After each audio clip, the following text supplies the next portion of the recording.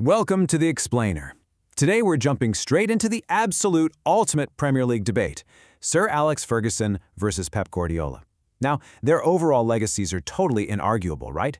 But today, we're actually looking through a very specific lens to answer a really fascinating question.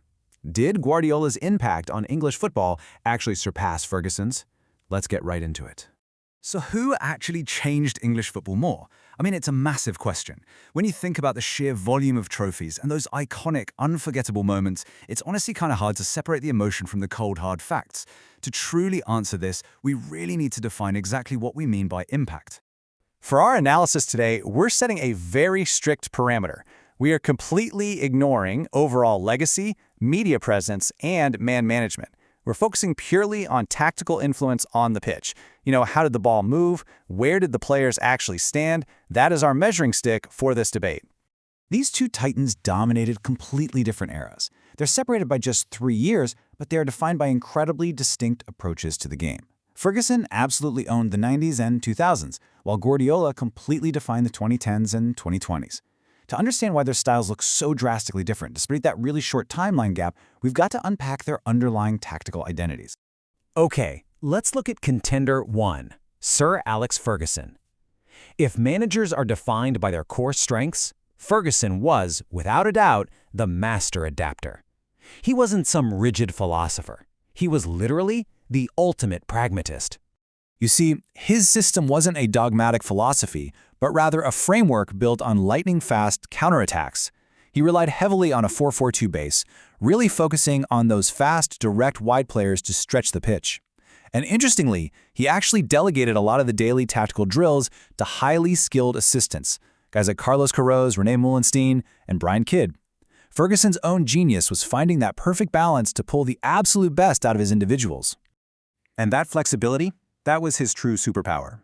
It was all about survival through tactical adaptation. When Jose Mourinho crashed into the league in 2004 with his challenging 4-3-3 system, it totally threatened to end that traditional 4-4-2 dominance. But how did Ferguson respond? Well, he evolved. He pivoted to this incredibly fluid, devastating front three of Rooney, Ronaldo, and Tevez, which obviously secured a legendary Premier League and Champions League double in 2008. All right, let's flip the script and check out our second contender and see how this builds an entirely different kind of dynasty.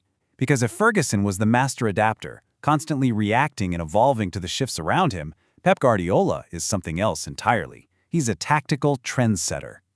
In stark contrast to Ferguson's directness, Guardiola arrived with a hyper-dogmatic possession-based structure.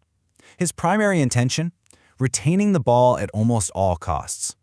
The logic is demanding, sure, but it's actually brilliantly simple. If your team has the ball, you're obviously more likely to score and much less likely to concede. But that requires playing out from the back with shorter passes and completely controlling the tempo.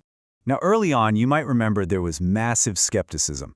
English football was heavily defined by its relentless pace and sheer physicality. Many pundits genuinely believed his intricate Barcelona and Bayern tactics would just get bullied off the pitch. It perfectly boils down to that famous old cliché. Yeah, but could he do it on a cold, rainy night in Stoke? Well, Guardiola absolutely shattered that skepticism with just sheer, undeniable dominance. And this brings us to the most critical turning point of our whole explainer, the ripple effect. Because when you win that consistently, with such overwhelming control, the rest of the league stops doubting you, and they start copying you. Just think about how their rivals reacted. For all of Ferguson's incredible, historic success, elite peers like Arsene Wenger or Jose Mourinho never really became his tactical disciples, right? They kept their own distinct identities. But with Guardiola, the entire ecosystem shifted. Suddenly you have lower-table teams trying to play out from the back. Even his greatest rival, Jurgen Klopp, a guy famous for that frenetic heavy-metal football, eventually introduced elements of Guardiola-style control to his own system. That right there is the very definition of tactical influence. To be fair, Guardiola did adapt to the English game as well. He signed Ederson to allow for direct play over a high press. He pretty much popularized using center backs as fullbacks, and he recently deployed a very traditional center forward in Erling Haaland.